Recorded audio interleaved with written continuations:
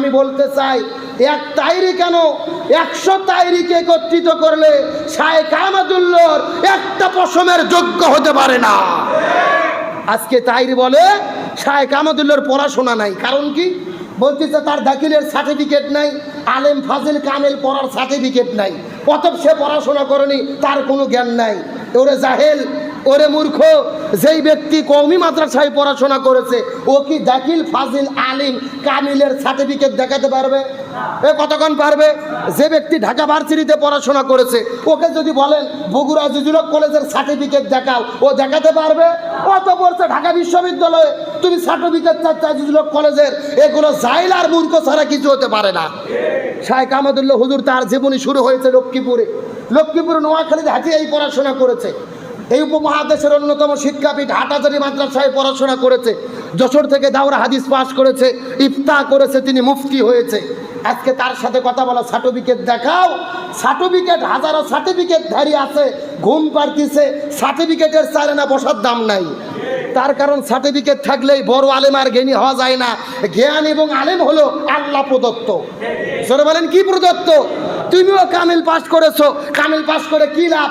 তুমি মাইক পাইলেই তো কোরআনের মাহফিলে যেয়ে নাচানাচি করো, কথা কর না কে? তাইরি মাইক পাইলেই নাচানাচি, তার নাচ দেখে এমন মনে হয় মমতাজের নাচ তার কাছে ফেল। এ জোরে কন, একেবারে ডিজে গান। মমতাজের গান বিয়ের বাড়িতে বাজে, তাইরি ডিজে জেকেরও বিয়ের বাড়িতে বাজে। মমতাজের গান হিন্দুদের পুজোয় বাজে, তাইরি ডিজে জেকেরও হিন্দুদের পুজোয় বাজে। তার মানে বোঝা যায় তাইরি আর মমতাজের মধ্যে কোনো পার্থক্য নাই। আমি তো মনে করি বাংলাদেশের ইসলাম বিদ্বেষীরা ইসলামের যতটা না ক্ষতি করেছে তার চাইতে বেশি ক্ষতি হয়েছে এই তাইরির ভণ্ডামি করার কারণে। গতকালকে দেখলাম এক ফটকা হুজুর বলতেছে আমি তাইরির ছেলে।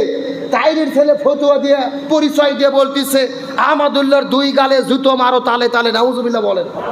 এইরকম জুতো মারার মিছিল করতেছে আর বলতেছে আহমদুল্লাহ তুমি যদি তাহিরির সামনে 1 মিনিট বসতে পারো 10 লক্ষ টাকা পুরস্কার দেব, আর 1 মিনিট যদি বসতে না পারো 20 লক্ষ জুতো তোমার গালে মারা হবে।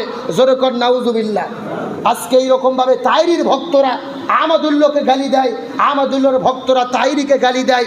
যেই ঘটনার মাধ্যমে বাংলাদেশের নাস্তিক মুরতাদ বেঈমানেরা খুশি হচ্ছে, ইসলাম বিদ্বেষীরা মিষ্টি কিনে বিতরণ করতেছে। তার কারণ ওরা দেখতেছে ক্যারে আমরা ইসলামের যত ক্ষতি না করেছি তার চাইতে বেশি ক্ষতি হচ্ছে হুজুরদের ভেতরে দলাদলির কারণে। কথা বলেন না কেন? আজকে তোমরা বলো তাইরির কাছে শায়েখ আহমদুল্লাহ বসতে পারবে না।